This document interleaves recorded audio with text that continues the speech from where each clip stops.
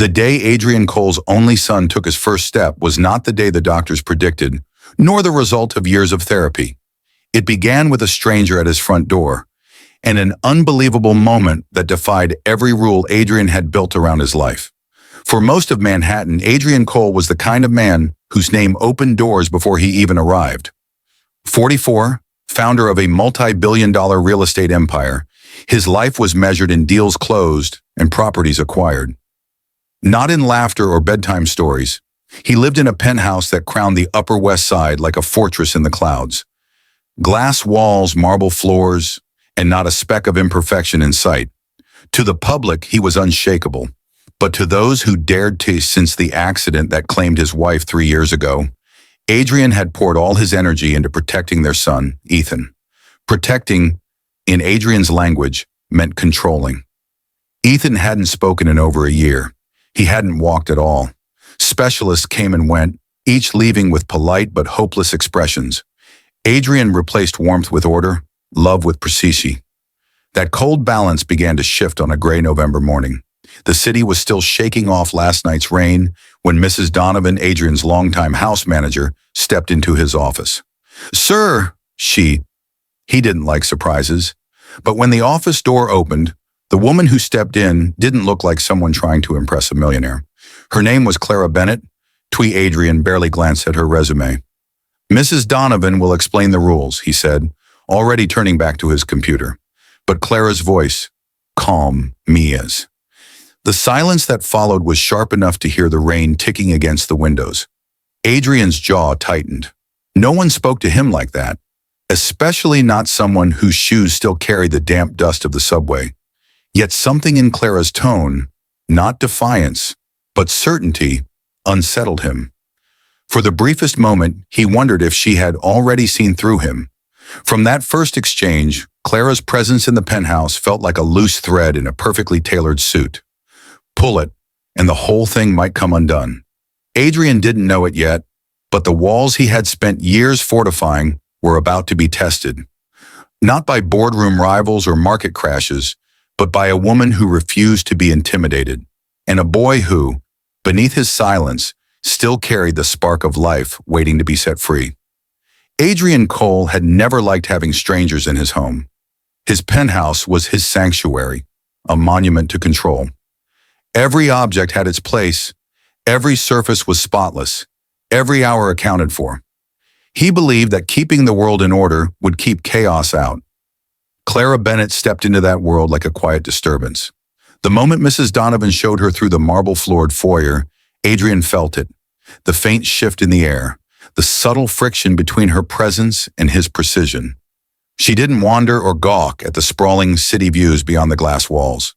Her gaze moved with deliberate care, noting the details but never lingering. Adrian caught that. He'd built empires on his ability to read people, and this woman was not the wide-eyed, grateful employee he'd expected. Mrs. Donovan led her down the wide corridor toward the heart of the home. Their footsteps echoed against the slate-gray walls. "You'll be responsible for assisting with daily routines," she explained, "including meal prep, light housekeeping, and most importantly, Ethan." At the mention of his son's name, Adrian's shoulders stiffened. He kept his distance, but followed just far enough to watch Clara's reactions. The corridor opened into Ethan's room, a large sunlit space overlooking Central Park. Toys lined the shelves, perfectly arranged and untouched. A stack of children's books sat in military order on a low table. The air was unnervingly still, like a photograph of a childhood rather than the real thing. Near the window, a small boy sat curled in a pale blue armchair. His blonde hair fell over his eyes, his thin fingers gripping a worn stuffed fox. He didn't look up when they entered. "This is Ethan," Mrs. Donovan said softly. "He hasn't spoken since the accident. He doesn't walk on his own anymore either." Clara's expression didn't waver. She crouched down a respectful distance from the chair, resting her forearms on her knees. She didn't speak. She simply let the silence stretch, as though waiting for Ethan to decide if she belonged in his world. Adrian watched from the doorway, arms crossed. Most people filled the air with chatter, nervous to win the boy over. Clara didn't.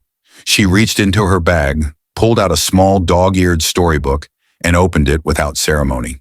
Her voice was low, almost a whisper, as she read the first lines. Ethan didn't move, but Adrian noticed the shift. A slight tilt of his head, the faintest flicker of his eyes toward her. When she closed the book, Clara didn't push further. She simply said, "Thank you for listening," and stood. As they left the room, Adrian's mind caught on her words. "Thank you for listening." She had no proof he'd heard a thing, yet she'd treated his silence as though it mattered. That night, Adrian found himself standing outside Ethan's room long after Clara had retired to the guest quarters. Inside, his son was still awake, turning the pages of that same dog-eared book. Adrian didn't enter. He didn't know why, but something about the sight unsettled him. Not because it was wrong, but because for the first time in years it hinted at the possibility that someone other than him could reach Ethan. He returned to his study, poured himself a drink, and stared out over the glittering city. For a man who thrived on certainty, Adrian Cole felt the one thing he despised most. The next morning, the penthouse stirred to life under the hum of its strict routine. Coffee brewed at precisely 6:45. The blinds opened in unison to flood the rooms with cold winter light. Mrs. Donovan moved quietly through the kitchen, her motions as precise as a clock's gears. Clara Bennett, however, didn't seem to belong to that mechanical rhythm.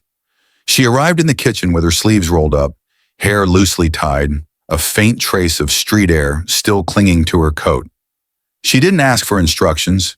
She simply reached for the cutting board and began peeling apples into thin, deliberate slices. Adrian Cole entered moments later, his gray suit pressed to perfection. He paused at the sight of her at the counter. "Mrs. Donovan handles breakfast," he said evenly. Clara didn't look up. "I know. I thought I'd make something fresh for Ethan." Adrian's jaw tightened. She glanced at him then, her voice calm but unyielding. Consistency or control? For a moment, the only sound was the soft scrape of her knife against the board. Mrs. Donovan froze mid-step, sensing the shift in the air. Adrian stepped closer. "You're here to assist, not to improvise." Clara set down the knife and met his gaze directly.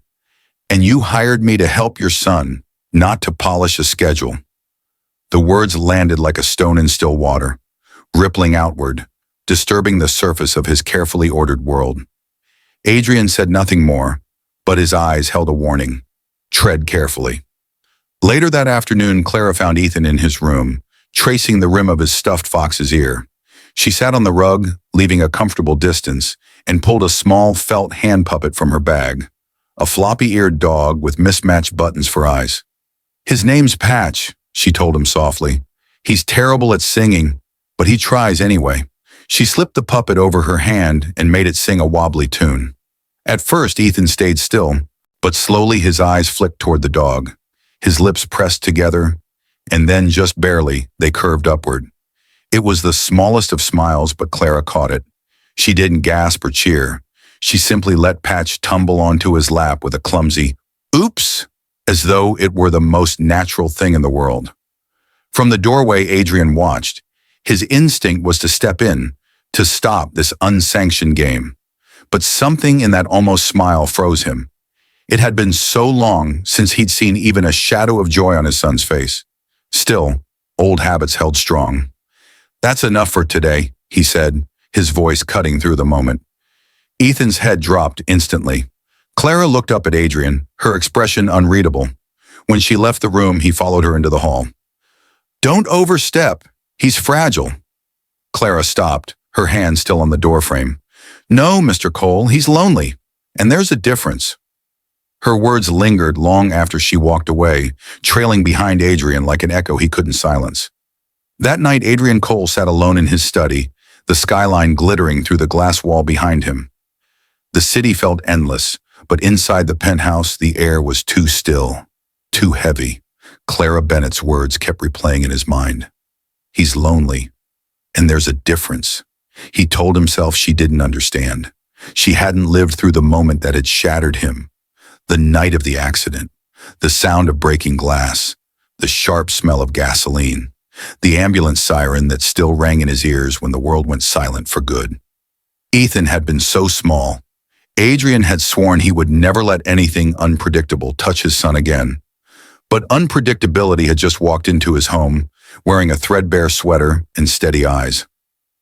The next afternoon, Claire arrived in Ethan's room carrying a small basket. Adrian noticed immediately. He'd passed her in the hallway, the faint scent of fresh bread trailing after her. He stopped in the doorway, watching. "Today," Clara said gently to Ethan, "I thought we'd try something different. You don't have to speak. You don't have to move if you don't want to. But maybe you can help me with this." She pulled out a jar of homemade blueberry jam and a loaf of bread, still warm. She sliced it into small, soft squares, spreading each piece with a thin layer of jam. She set the plate on the low table between them. "For you," she said, sliding it just close enough for him to reach. Ethan's fingers twitched, his eyes fixed on the bread. After a long moment, he took one piece, nibbling at the edge. Adrian felt the smallest knot inside him loosen, until Clara broke the rule. "Would you like to try feeding Patch?" she asked, lifting the floppy-eared dog puppet.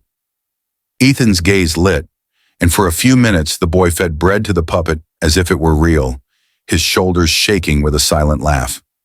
"Enough!" Adrian's voice cut in sharply. Both Clara and Ethan froze. Clara turned, her expression calm but unwavering. "He's laughing, Mr. Cole. That's not something to stop." "He has a strict therapy plan," Adrian replied, stepping fully into the room. "This isn't part of it." "Maybe the plan isn't working?" Clara said quietly, almost like she was speaking to herself. Adrian's eyes narrowed. "You don't know what it's like to nearly lose your child. I won't risk him." Clara set the puppet down slowly. "And I won't pretend that protecting someone means locking them away." The air between them crackled with an unspoken challenge. For a moment, Adrian thought she might walk out, pack her things, take her stubbornness with her. But instead, she stayed kneeling by the table, her attention returning to Ethan as if Adrian wasn't even there. Ethan picked up another piece of bread and offered it to the puppet lying limp on the rug, as though waiting for someone to bring it back to life. That night, Mrs. Donovan found Adrian in the kitchen, staring into his untouched glass of scotch. "She's different," the older woman said, not looking up from the dish she was drying. Adrian didn't ask who she meant. "She's not here for the paycheck," Mrs. Donovan continued. "She's here because she sees something in Ethan, something you've stopped looking for." Adrian didn't answer, but later, as he passed Ethan's room, he paused at the door. The puppet lay beside the stuffed fox on the pillow. Ethan was asleep, his hand resting gently on both. Adrian closed the door softly, a strange unease curling in his chest. He didn't know whether Clara was helping or threatening the fragile balance he'd fought to preserve. But he knew this. She was making him feel something he hadn't felt in years. Doubt. And under it, something far more dangerous. Hope. The first real storm of winter swept through the city 2 nights later. Rain lashed against the glass walls and the wind howled down the avenues like an angry tide. Inside the penthouse, the lights flickered, then went out entirely, plunging the rooms into shadow. Adrian Cole was in the kitchen, searching for the emergency lantern when he heard it, the sharp, panicked cry of his son. It wasn't loud, but it carried the weight of pure fear. He rushed to Ethan's room. The boy sat curled in the corner, clutching his stuffed fox so tightly his knuckles were white. Each flash of lightning lit his wide eyes, and each rumble of thunder made him flinch deeper into himsa. Clara was already there, crouched low beside him, speaking softly. "It's just the sky talking, Ethan. Listen. It's not angry, just loud." She reached for the small hand puppet, Patch, and made it shiver with an exaggerated squeak. "See? Patch is scared too. Maybe you can help him feel safe." Ethan's breathing slowed, just enough for him to take the puppet. His little fingers stroked the felt ears. Adrian stepped into the room, his voice tight. "We should move him to the living room. Safer there." Clara glanced up. "Right now, he's safer where he feels safe. That's not always the same thing." The words struck him harder than he expected. He stood there, unsure whether to argue or stay silent. Finally, he backed out, muttering, "Do what you think is best." In the living room, Mrs. Donovan lit several thick candles, their warm glow pooling across the marble floor. Clara carried Ethan out wrapped in a blanket, the puppet still in his hand.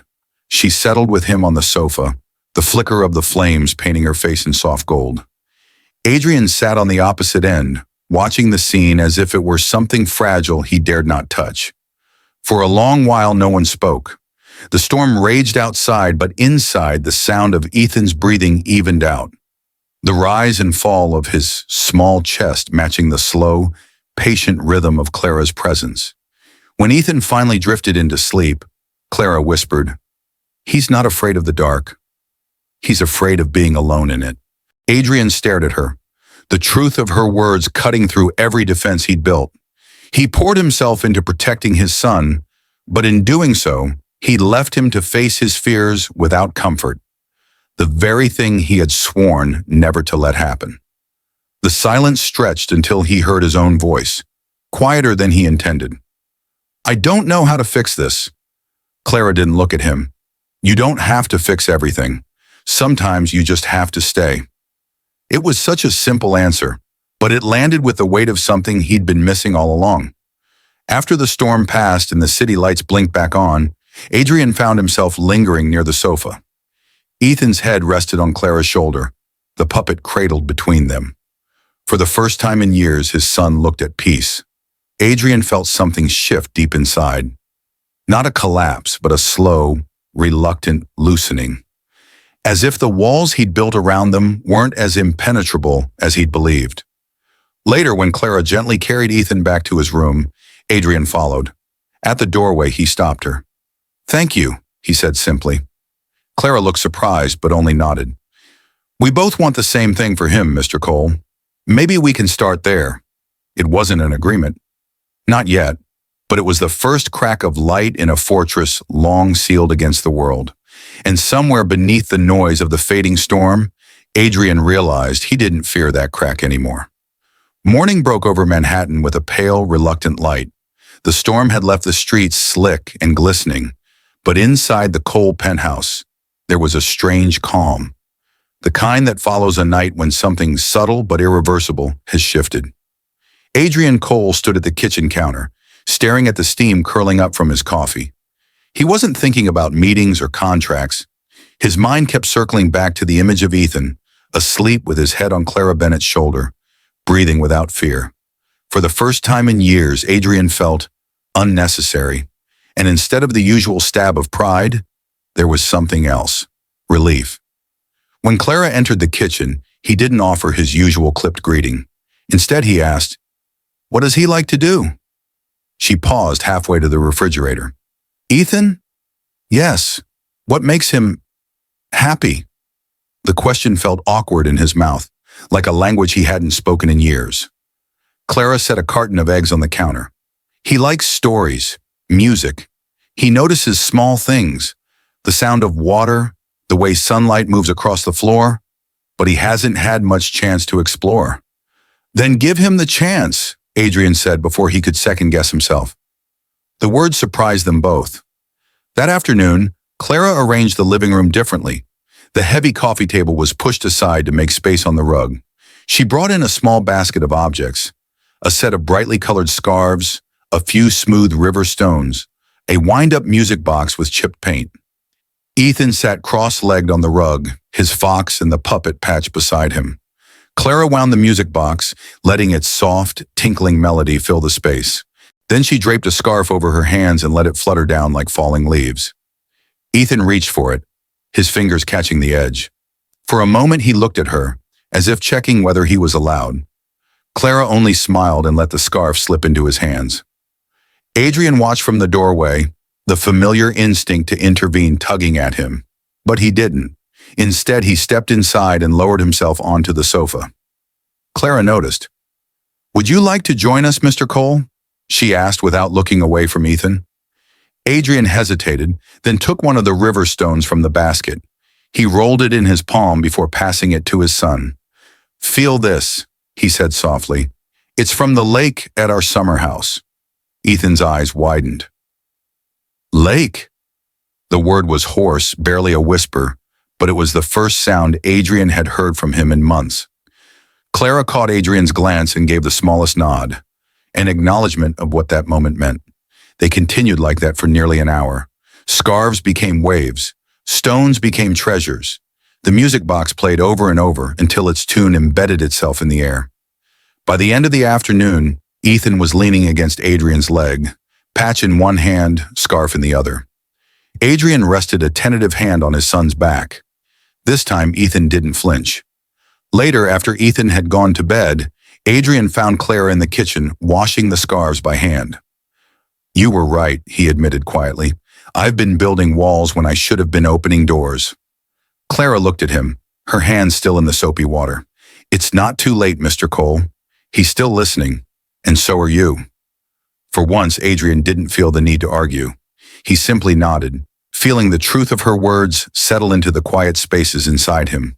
Somewhere deep down, he knew this was only the beginning, not just of Ethan's healing, but of his own.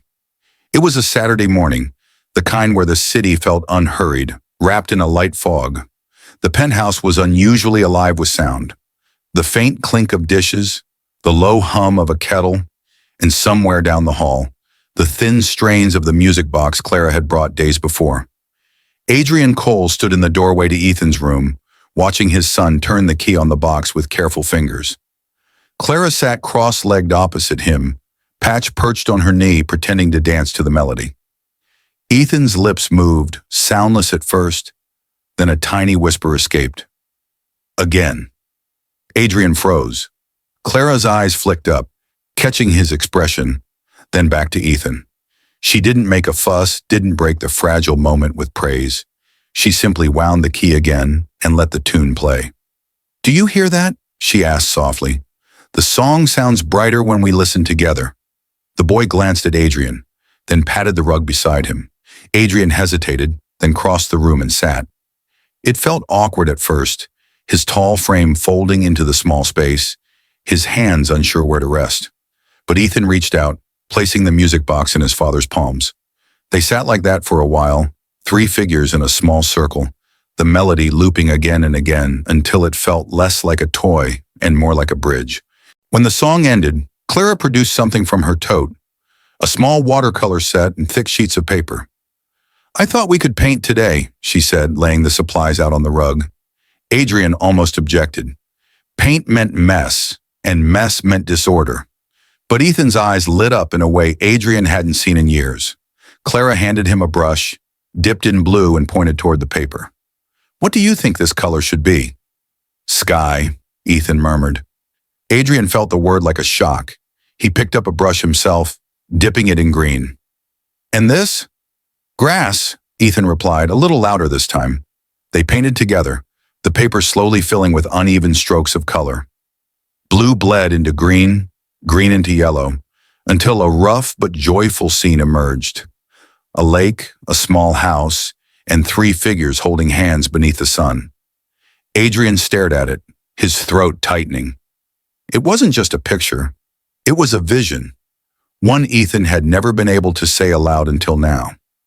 When they finished, Clara set the painting on the windowsill to dry. Ethan leaned into Adrian's side and without thinking, Adrian wrapped an arm around him. This time, the boy didn't pull away. Later in the kitchen, Adrian lingered while Clara rinsed the brushes. "You're changing him," he said quietly. Clara shook her head. "He's changing himself. I'm just giving him space to try."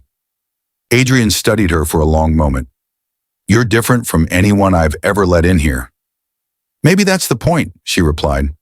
That evening, as the city lights blinked on below, Adrian found himself holding the painting again.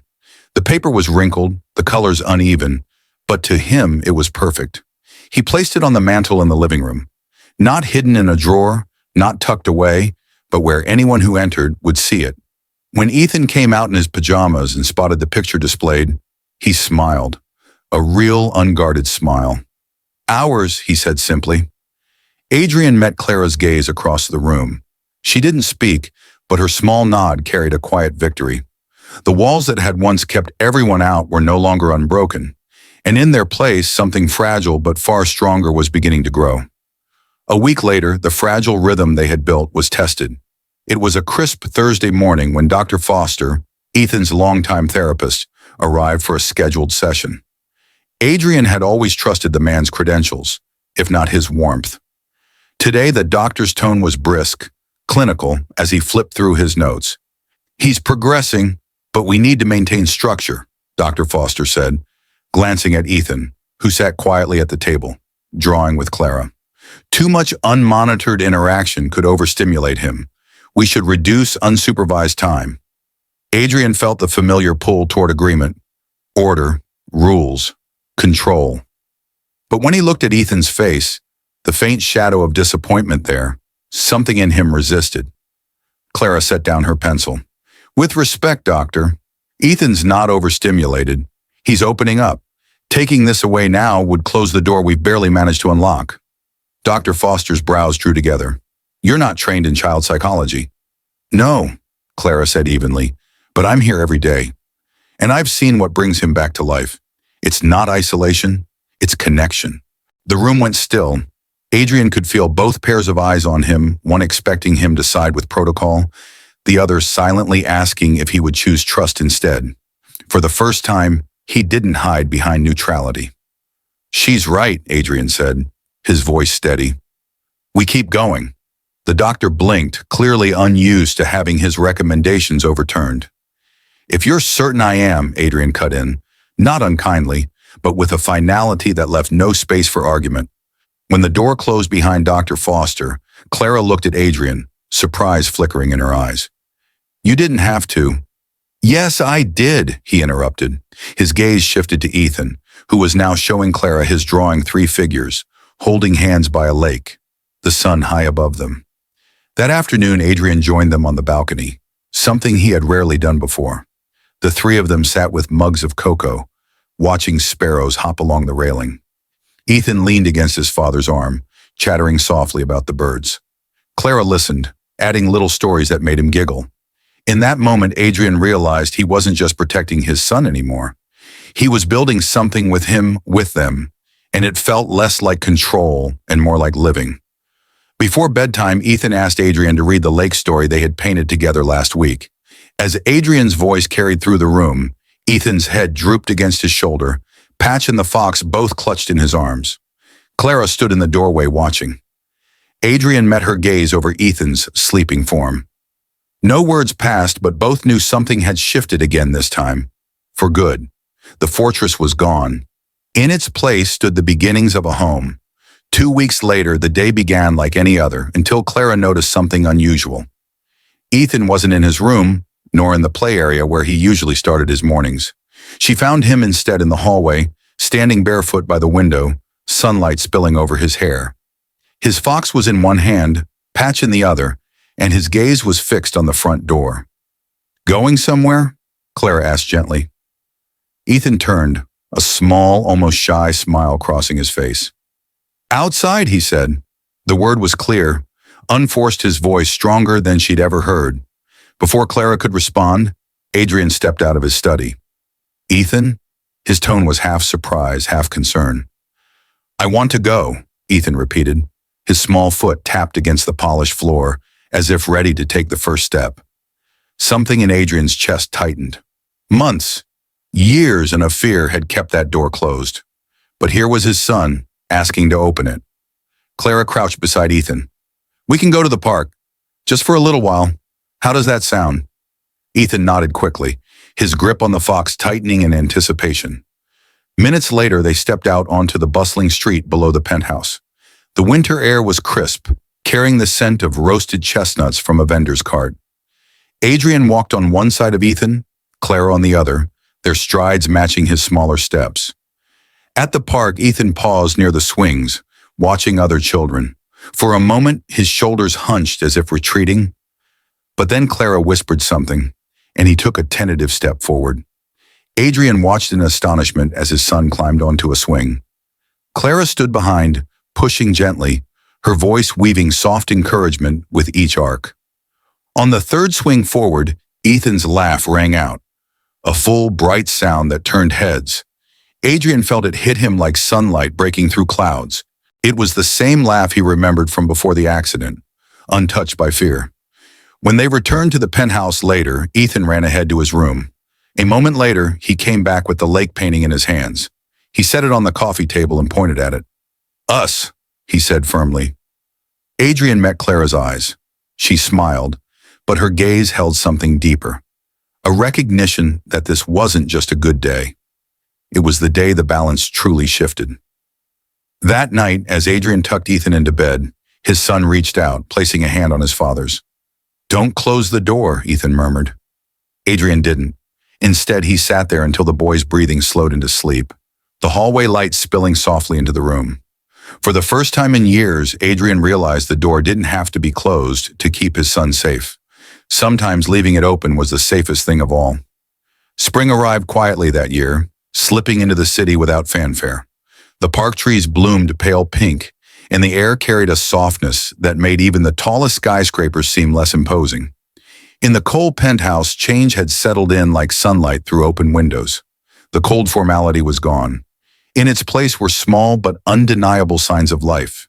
Ethan's drawings taped to the fridge, a half-finished Lego tower on the coffee table, the faint scent of Clara's fresh bread drifting from the kitchen. One Saturday, Adrian led Clara and Ethan out of the city for a surprise. The drive ended in a quiet suburb, where a white house with a wide porch stood surrounded by a yard full of lavender blooms swaying in the breeze. This is ours, Adrian said simply. Clara blinked. Ours? For weekends? For whenever we need to remember what matters.